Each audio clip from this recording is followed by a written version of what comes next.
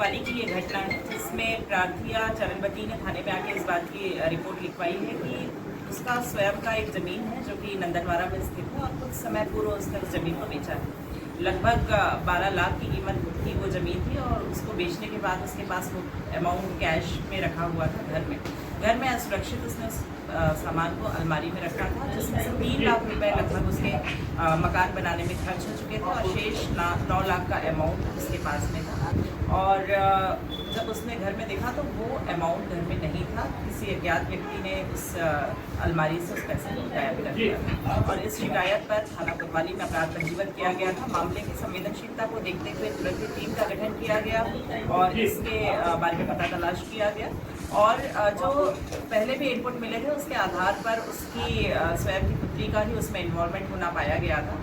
और इस प्रकार उसकी पुत्री और 2 अन्य आरोपी इनकी गिरफ्तारी थाना कोतवाली में की गई है, जिसमें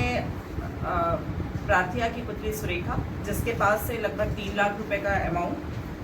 उसके अन्य साथीगण जिससे पूर्व में उनका परिचय था और घर में काम करने के लिए भी वो आते थे। तो इसमें सोमारू पांडे है जो कि जिसके कब्जे से 3 लाख रुपए और एक अन्य आरोपी शीतल जिसके कब्जे से 2,14,500 रुपए, इस प्रकार कुल 8,14,500 रुपए का अमाउंट बरामदगी की गई है और थाना कोतवाली के सभी थाना प्रभारी और उनके साथ में जो स्टाफ है उनके द्वारा ये कड़ी मेहनत की गई और बहुत ही कम समय में लगभग 5 से 6 घंटे के अंदर ही इस पूरी अमाउंट को बरामद भी किया गया है और आरोपियों की गिरफ्तारी भी की गई। मैडम, ये जो बेटियां है बता रहे हैं वो आखिर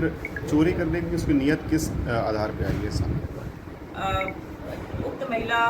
जो कि प्रार्थिया की पुत्री भी है, यह इसका विवाह हो चुका था, ये अन्य स्थान पर रहती थी। विगत कुछ दिनों से वो अपने घर में आके रुकी थी क्योंकि ये घर जॉइंट फैमिली है और वहाँ पर उसके दोनों पुत्र और रहते थे,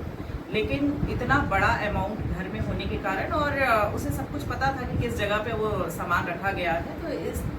उसकी अचानक नीयत खराब हुई और उसने अपने जो अन्य साथी हैं जो खेती का काम करने के लिए उनके घर में उनको सपोर्ट करने के लिए आया करते थे, उनके साथ में मिलकर ये योजनाबद्ध तरीके से इसको पूरा प्लान किया था और इसके बाद इस घटना को अंजाम दिया।